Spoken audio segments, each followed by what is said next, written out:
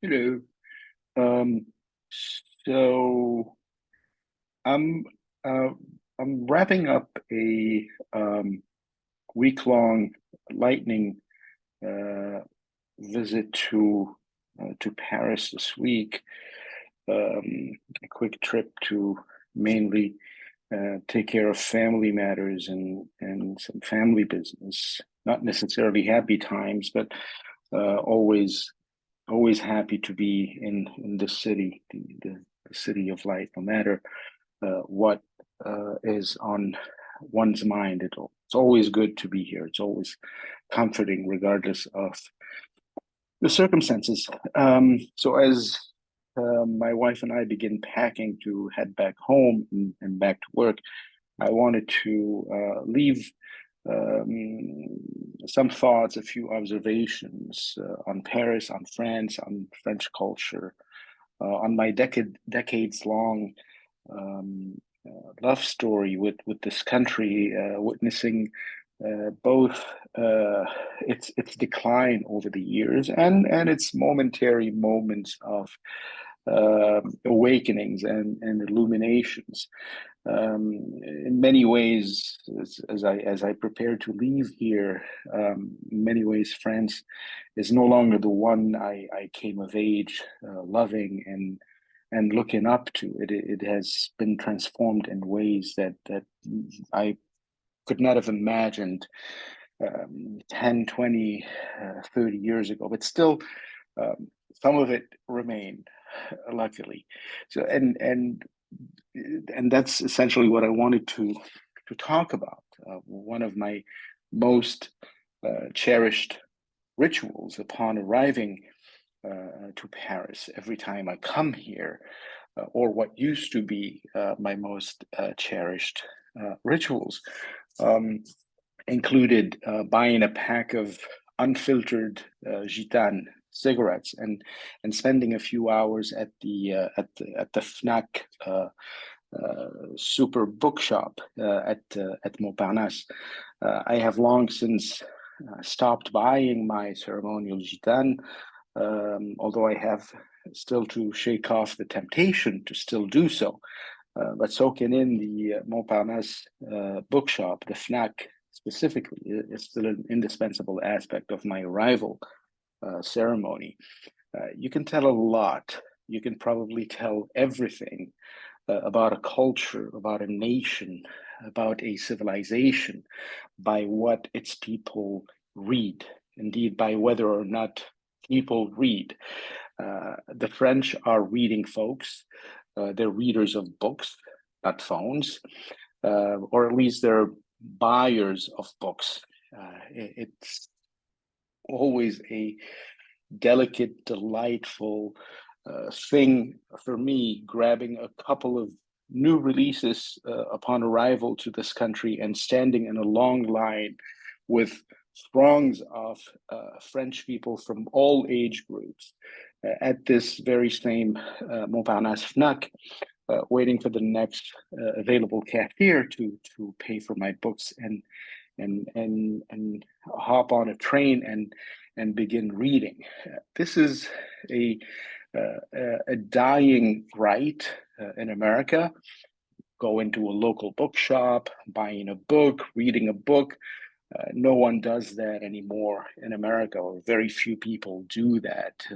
I don't recall in recent memory seeing people standing in line for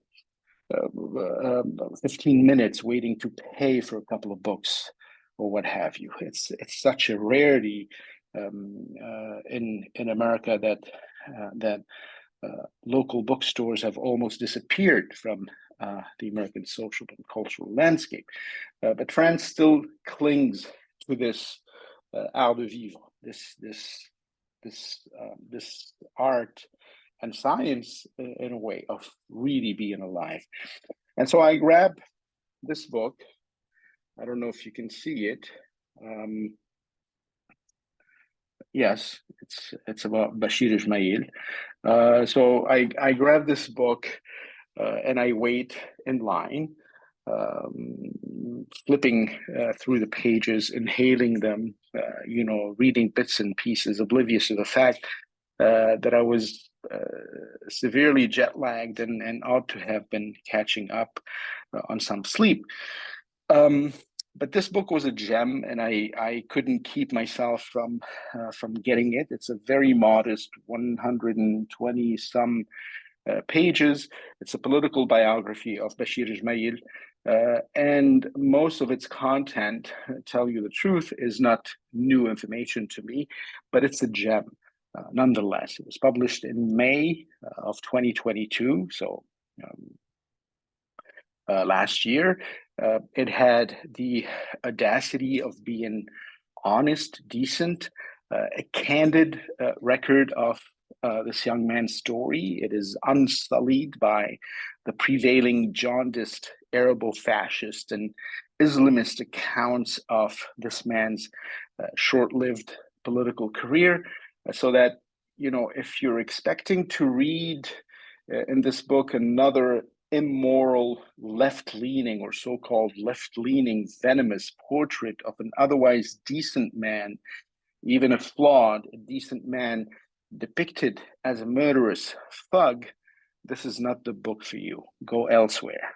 Go to the humdrum drivel of so-called leftists, feigning progressivism and humanism, leftists who are unconcerned with the looming disappearance of Near Eastern Christians, but leftists who still go apoplectic. Should you dare criticize Islamo-fascists? Should you dare defend Judeo-Christian values or Judeo-Christian civilization?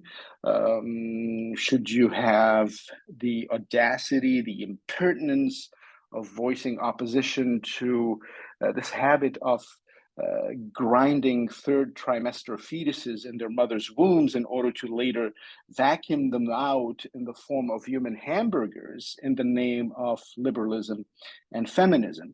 So this is not the book for you if what you're looking for is a narcotic to lull you in your sad old resentments and wokist biases. Instead, this is the story of a young Lebanese jurist who left his law practice in the middle of the 1970s in order to stand up to Palestinian thugs.